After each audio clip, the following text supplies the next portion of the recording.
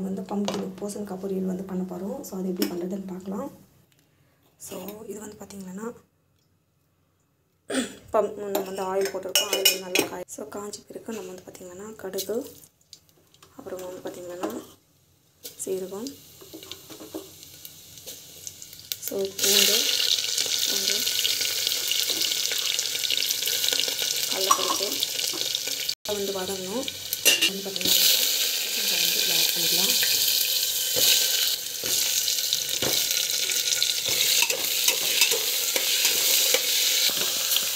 So உப்பு வந்து add பண்ணிட்டு வந்து பார்த்திங்கன்னா மிளகாத்தூள் வந்து ஆட் பண்ணலாம்.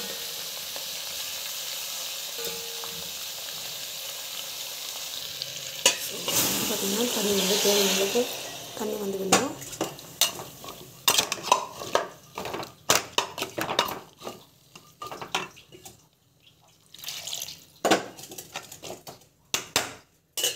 ஸோ பார்த்திங்கன்னாக்கா ஜஸ்ட் இது வந்து க்ளோஸ் பண்ணி வச்சிடலாம்.